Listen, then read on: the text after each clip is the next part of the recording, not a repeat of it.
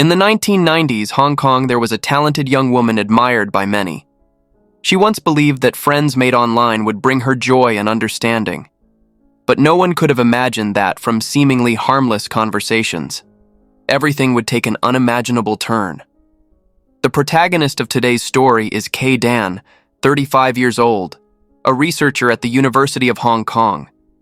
At age 24, Kay Dan moved with her parents from their hometown to settle in Hong Kong. In a prosperous yet unfamiliar city, she refused to let harsh reality defeat her. Instead, through unwavering determination and sharp intelligence, she gradually rose to build an admirable position for herself. She not only excelled at work but also possessed extraordinary financial management skills. Through stock investments, Kay Dan had accumulated assets worth millions of Hong Kong dollars. Later, with outstanding academic achievements, she was admitted to the University of Hong Kong's Social Medicine Research Program and quickly took on the role of researcher. At that time, Kay Dan's future seemed wide open. She was her family's pride, the ideal image of a woman who was both intelligent and capable, a life that seemed destined to flourish. For a woman like Kay Dan to stand firm in Hong Kong society during those years, it truly was no easy feat. To understand Kay Dan's journey, we must go back to the 1970s, when the economic gap between mainland China and Hong Kong continued to widen. At that time, Hong Kong was entering a period of strong development, especially in textiles, construction, and manufacturing. Labor demand increased rapidly each year, while in mainland rural areas, life was extremely difficult, incomes were low, and opportunities for advancement were virtually non-existent. In this context, hundreds of thousands of mainland Chinese risked their lives crossing the border to Hong Kong with one singular aspiration: seeking a better life. In 1974, the Hong Kong government introduced the touch-base policy, allowing border crossers who reached the city center and contacted relatives to stay legally. This policy ignited hope for thousands of families and pushed the wave of border crossings to its peak. Amid this wave of migration, an ordinary farming family from Jiangxi also faced a life-or-death decision: Kay Dan's parents. Due to crushing poverty, they risked illegally crossing the border to Hong Kong, hoping to build a future for their daughter. However, when they left home, they couldn't take Kay Dan with them. Helplessly, they left the little girl in the care of her elderly, frail grandparents.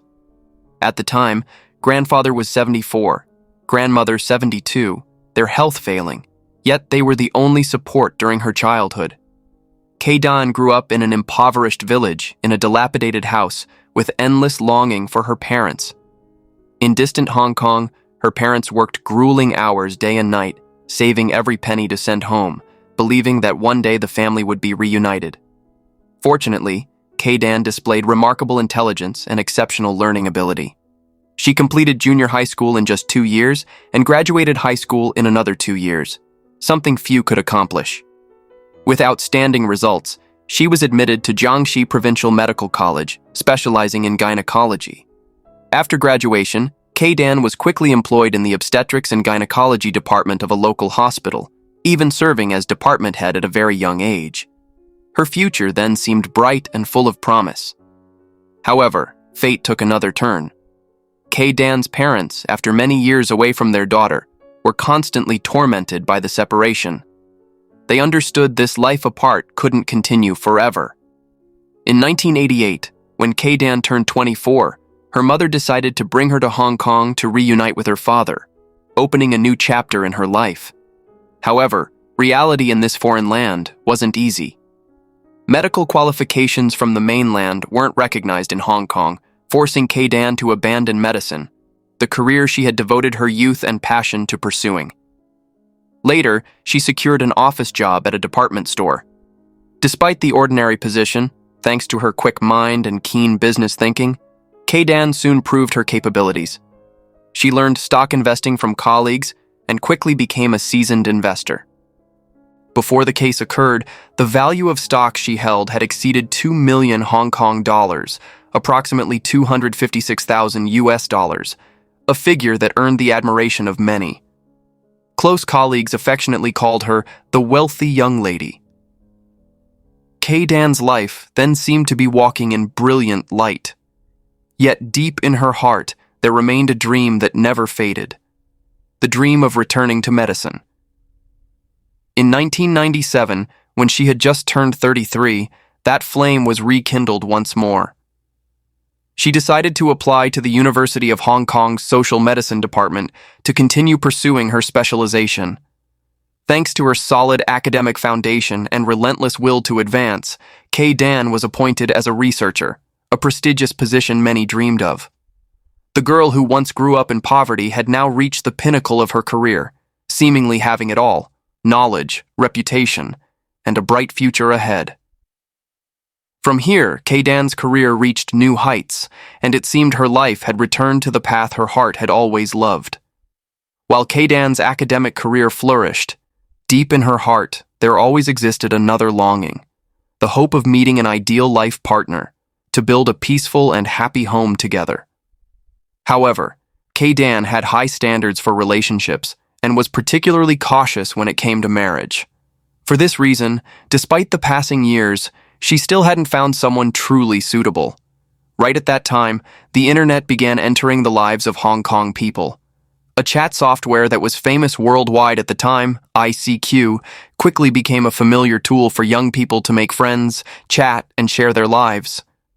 With curiosity and wanting to try something new, Kay-Dan also created an account, not realizing that from that moment, a completely different world of communication, both novel and potentially dangerous, had quietly opened before her eyes. In the virtual world, Kay-Dan gradually expanded her relationships, connecting with people from many professions and different personalities. Most of them were just online acquaintances. They chatted, confided in each other, shared trivial stories from daily life, small things but enough to make people feel close. Occasionally, Kay-Dan would meet some of them in real life. They would eat together, play mahjong, or organize small gatherings of just a few close acquaintances. For her, such meetings brought relaxation after stressful work hours in the laboratory, helping her temporarily forget research pressure and enjoy a lighter breath of life. From Kay-Dan's perspective, this form of communication interweaving the virtual and real worlds was like a fresh breeze in her life. It made her busy days more colorful, made her feel less lonely in the prosperous yet unfamiliar city. However, perhaps it was precisely this familiarity that caused her to gradually lose her initial vigilance. Meeting online friends in person became so routine that she no longer thought much about it. Kay-Dan began getting used to bringing people she knew online into her real world, not even paying attention to thoroughly investigating their backgrounds or motives. She never imagined that hidden behind seemingly harmless conversations, danger was quietly approaching, and unconsciously, she had planted the seeds of an unimaginable disaster in her own life. October 21st, 1999, began like any other ordinary day. Before leaving work, Kay-Dan told her mother not to cook dinner for her that night and not to wait up. She said she had plans to hang out with friends on Chung Chau Island and would stay overnight. As a mother, she always hoped her daughter would soon meet a suitable partner to build a happy home. Therefore, she always supported her daughter's social life, rarely intervening or asking too many questions. That evening, she thought nothing more of it, just smiled and told her daughter to be careful, then waited contentedly. However, by noon the next day, Kay-Dan still hadn't returned. Not a call, not a single message. This began to make her mother uneasy. Normally, whether for work or traveling far, Kay-Dan was always very careful. She had a habit of informing her family of her schedule in advance. Even with small changes, she would immediately call to notify them. This time there was complete silence. An abnormal silence that made the mother's heart tighten. A feeling of worry crept in minute by minute, hour by hour. The seemingly normal outing suddenly became frightening, as if a dark cloud was gradually covering their lives. The mother could only sit waiting in the empty house, eyes never leaving the phone, hoping a ring would sound, bringing news of her daughter's safety. But that ring never came. Until that afternoon, the phone suddenly rang. The mother hurried to answer, hoping it was her daughter. However, the voice on the other end wasn't K-Dan's, but a strange woman claiming to be Lee Seo-yuk. The woman said with a confident voice that she was K-Dan's close friend, and explained that K-Dan had been a bit upset recently due to an argument with her boyfriend, so she was temporarily staying at her house to rest and didn't want to contact anyone else. Seo-yuk spoke very naturally, even comforting the mother not to worry, saying she would persuade K-Dan to come home soon. In the following days, Seo-yuk called regularly every day, always on time and maintaining a calm, gentle tone, continuously reassuring her that her daughter was fine. However, the mother's intuition began to raise suspicions. She tried to recall every friend K-Dan had mentioned, but had absolutely never heard the name Lee Seo-yuk. What made her even more puzzled was that among their distant relatives, there actually was someone with the same name, Lee Seo-yuk. This strange coincidence left her torn between two possibilities. Could this be an old acquaintance of her daughter, or just a stranger deliberately fabricating a false story? What was even more worrying was that afterward, the woman named Seo-yuk suddenly requested to meet K-Dan's mother in person, saying she wanted to discuss privately the situation between K-Dan and her boyfriend. The mother's intuition told her this wasn't a good sign. She immediately felt uneasy and firmly refused the meeting request. While still in a confused state of mind, she received another phone call from a strange man. The cold voice on the other end informed her that K-Dan's boyfriend was in Macau, had lost at gambling and owed $80,000, and K-Dan was the one who had guaranteed the debt. He demanded the family pay it immediately. Hearing this, K-Dan's mother was stunned. She knew her daughter very well, a serious person with high standards in choosing a partner. Absolutely couldn't associate with a gambling addict, much less be involved in guaranteeing someone else's debt. A sense of unease rose clearly. She realized this matter was not at all as simple as what the man said. Hidden behind that threat was surely something far more frightening. Without hesitation, the mother firmly refused the debt repayment demand and quickly contacted police to report the incident. After receiving the report, police quickly opened an investigation. Initially, they went to the University of Hong Kong's Social Medicine Department, where K-Dan worked, to gather information from colleagues. Co-workers said that since October 22nd, K-Dan had not appeared at the office. At first, everyone assumed she just temporarily had personal matters and forgot to request leave, so no one paid attention. However, on October 25th, a woman claiming to be Seo-yuk suddenly called, saying K-Dan was busy with urgent matters and asked her to request leave on her behalf. Police immediately noticed the suspicious coincidence. This Seo-yuk was very likely the same woman who had called K-Dan's mother multiple times before. The two seemed to be one and the same. Even more coincidentally, on that same day, K-Dan's assistant, Young Ka-yi, suddenly appeared at the office, saying she came to retrieve some important documents for her. Because Ka-yi frequently came and went from the office, colleagues didn't suspect anything and let her take all the documents. After that day, K-Dan completely disappeared. No one saw her, and there was no news about her whereabouts. The more they investigated, the more police realized K-Dan's disappearance was not at all simple. The clues gathered showed that the woman named Seo-yuk seemed closely connected to the case, and K-Dan's assistant Young Ka-yi might also know what had happened. To clarify the truth, police decided to extract K-Dan's bank transaction history and credit card records. The results obtained shocked everyone. On October 22nd, the same time K-Dan was reported to have personal matters, a woman had brought her ID card and bank card, attempting to withdraw $34,000 in cash at a bank branch. However, because her appearance didn't match the photo on the ID, the teller was alert and refused the transaction. That same afternoon, someone used K-Dan's credit card to buy a women's Rolex watch worth $24,000 in the Mong Kok district. On October 26th, 4 days later, someone still used that same card to return to this store, intending to buy another Rolex. But when asked about the cardholder's address, the person couldn't answer, causing the transaction to be canceled on the spot. That same afternoon, K-Dan's credit card continued to be used at 3 stores in Kowloon, purchasing designer jeans and leather shoes.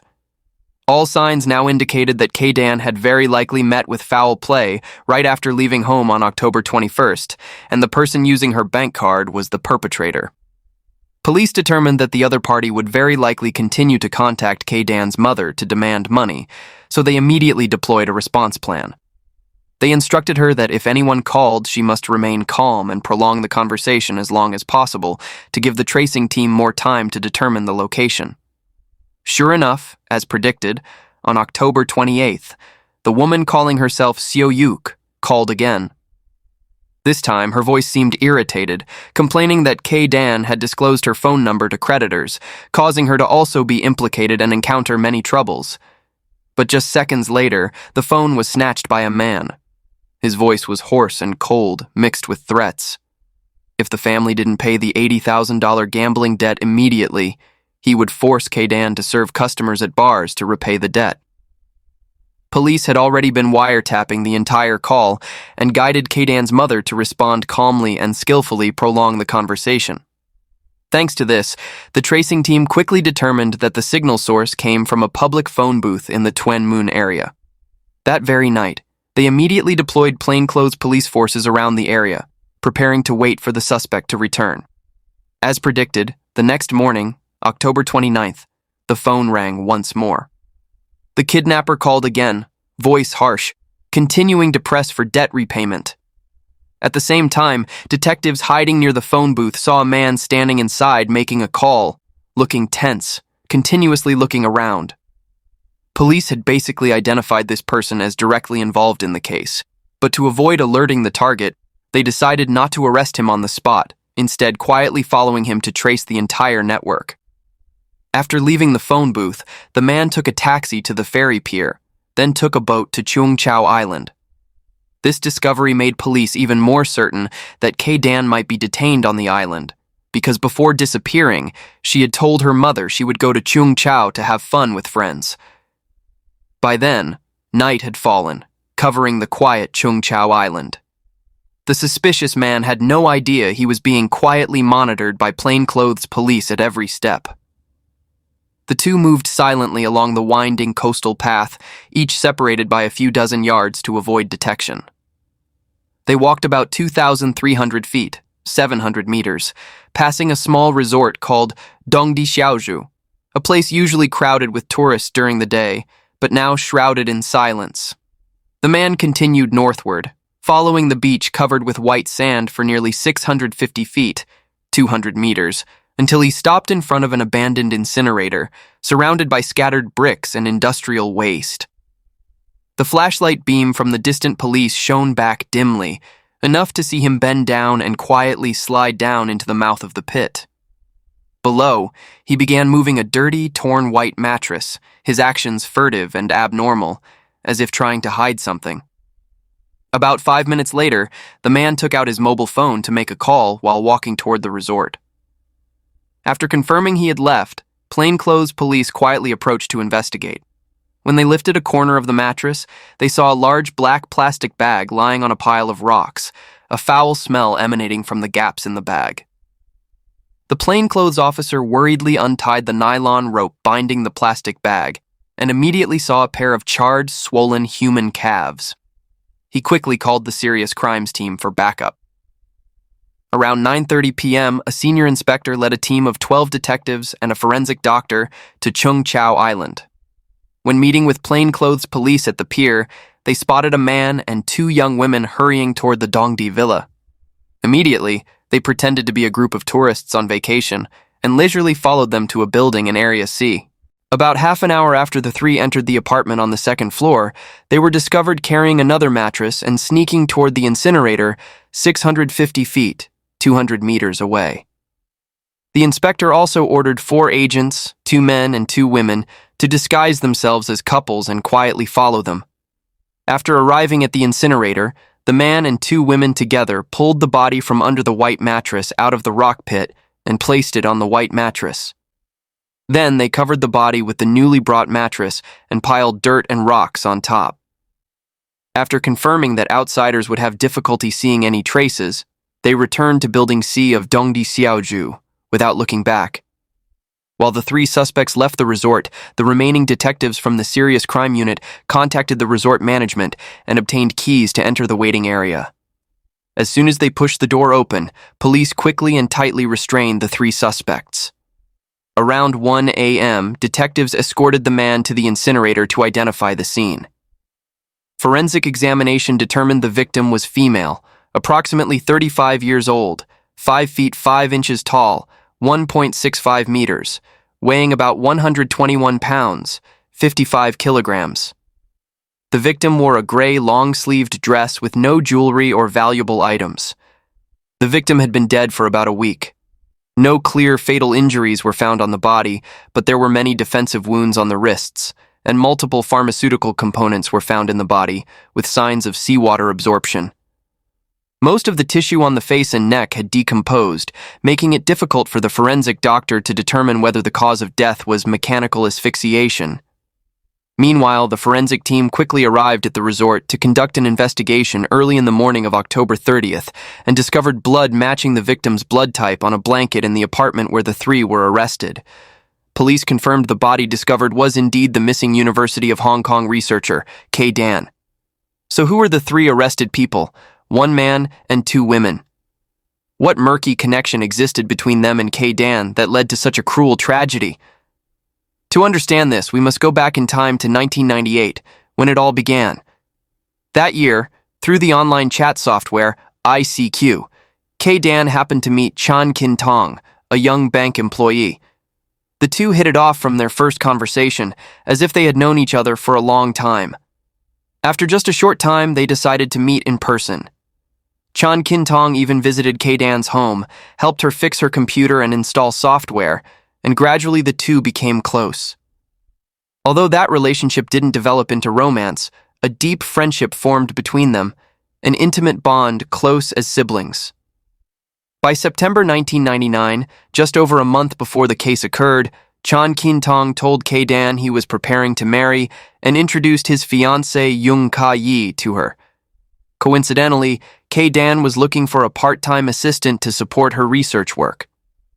Thanks to Chan Kin Tong's introduction, Ka-yi quickly became K. Dan's personal assistant, and from then on, the two women grew increasingly close. Not long after, Ka-yi introduced another close friend of hers, Chung Man-kit, into K. Dan's circle of friends. Chung Man-kit, then only 29 years old, was a man who had gone through a broken marriage, raising his 4-year-old daughter alone. Outwardly, he appeared gentle and well-behaved, but behind that appearance was a messy life full of debt. Man-kit was severely addicted to gambling, lost all his money, and was drowning in unpayable debts. Ironically, his father was a retired police supervisor and his mother was a police chief, yet their only son had slid down the path of crime. In just a few years, Man-kit had been involved in multiple cases, from selling pirated discs, possessing assault weapons, to theft, accumulating a criminal record. To avoid bringing shame to his family and not wanting to implicate his parents, he cut off all contact, living in seclusion on government emergency subsidies, while still carrying a huge debt of over 65,000 Hong Kong dollars, approximately 8,300 US dollars, from finance companies. According to acquaintances, K-yi and Man-kit had an extremely close relationship. K-yi even frequently visited Man-kit's home, helping his mother care for the little girl. Not long after, Man-kit introduced his girlfriend, Lung Kai-wa, to K. Dan, making the relationship among the four increasingly complex and intertwined. Leung Kai-wa, then only 22 years old, was a young woman with an unfortunate past. When she was young, she had injured her left eye, causing serious vision damage. From then on, feelings of inadequacy and low self-esteem engulfed her psyche, making her personality withdrawn and isolated with very few close friends. She worked at a convenience store in the Tuen Mun area, and it was during this work that she met Man-kit, who frequently came to the store to buy things.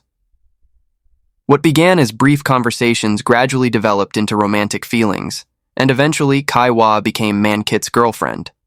Notably, all these people initially were just online acquaintances through the ICQ software. They chatted compatibly, then stepped from the virtual world into reality, gradually becoming friends and colleagues. building a tangled web of relationships among four people: K-Dan, Ka-yi, Man-kit, and Kai-wa. They gathered together almost weekly, sometimes eating and drinking, sometimes playing mahjong, appearing harmonious, close, and harmless on the surface. But it was precisely these seemingly carefree gatherings that, in K-dan's lack of vigilance, slowly wove a web of crime, a tragedy beginning to take shape. After being arrested, all three suspects, Man-kit, Ka-yi, and Kai-wa, admitted to participating in K-dan's kidnapping. During interrogation, they all stated similarly that within the online friend group, K-dan was the wealthiest.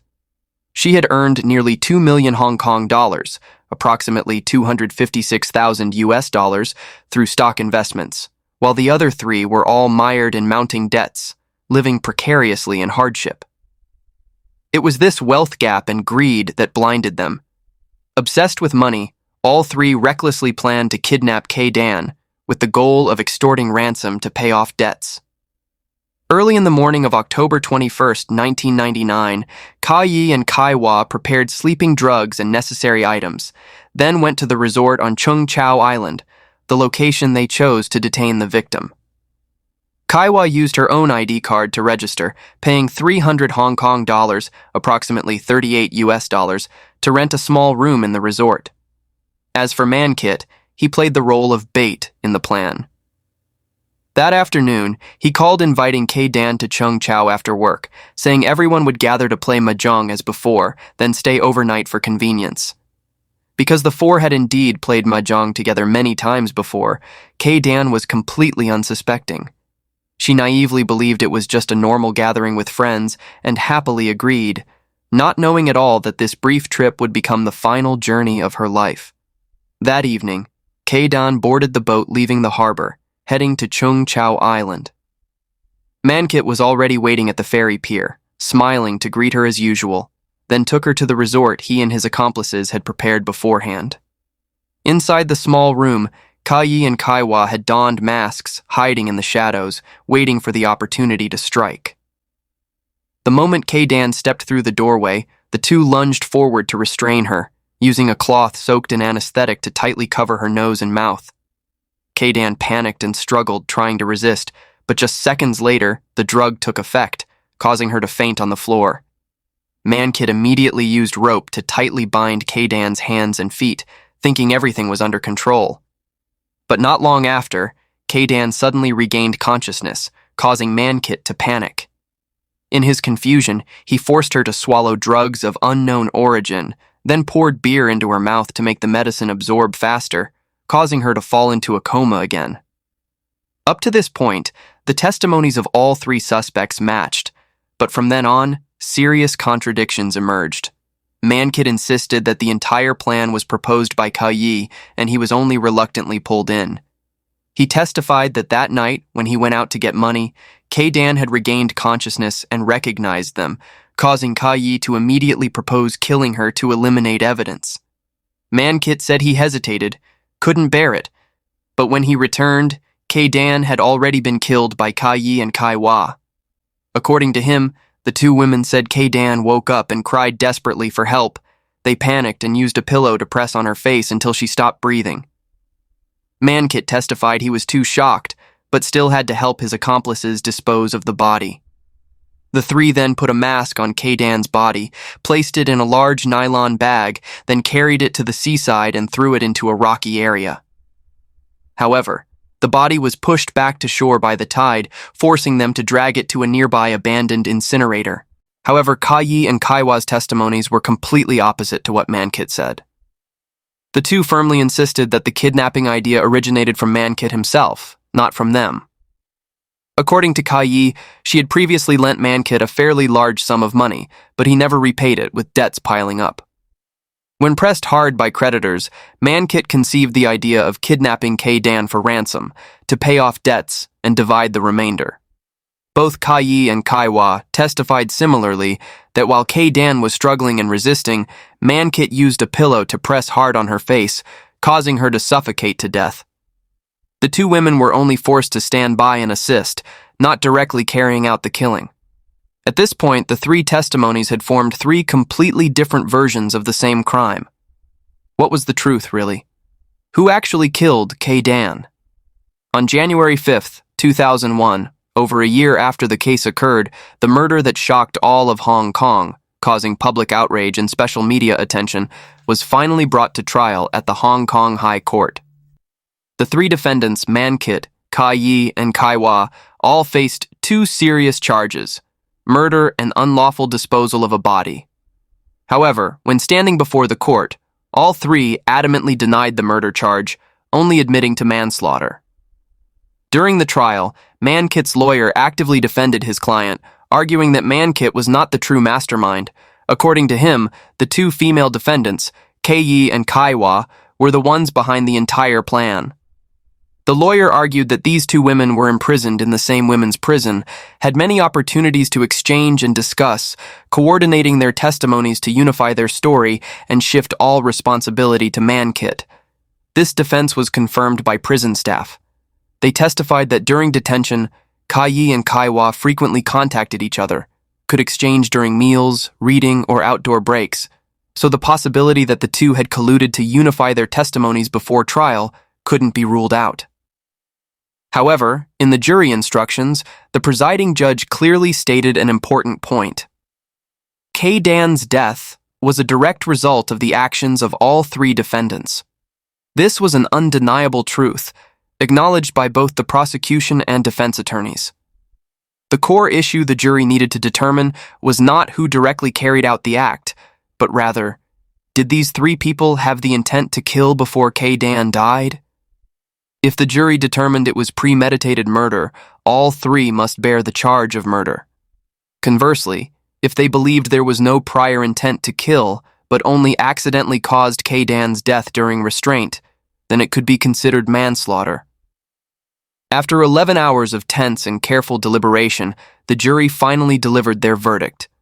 All three defendants, Chan Man Kit, Yung Kai Yi, and Leung Kai Hua, were all convicted of murder and sentenced to life imprisonment. The moment the verdict was announced, the atmosphere in the courtroom nearly erupted. Hong Kong public opinion surged at the time. People were both outraged and heartbroken over Kay Dan's tragic death, but at the same time felt somewhat comforted that justice had finally been served. Not long after, all three defendants filed appeals, hoping to overturn the verdict. However, the appellate court rejected all appeals, affirming that the trial verdict was completely well-founded and lawful. And thus, the case that lasted over a year finally came to an end. The story of Kay Dan came to a close, but its echo still makes people reflect deeply. In an era where people can make friends with just a click, open their hearts with a message, the virtual world seems to have become an inseparable part of life. There, people can share joys and sorrows, find soulmates, even love. But also there, the darkness of human nature can hide behind every sweet word, every seemingly harmless photo. The online world is like a two-sided mirror. One side brilliant, full of opportunities and connections.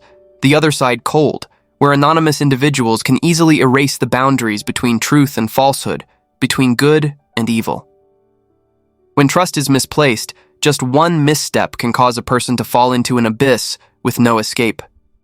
In this world full of opportunities and temptations, vigilance and awareness are the last shield protecting each of us from tragedy. And that is today's case. Thank you for following along, and see you in the next videos.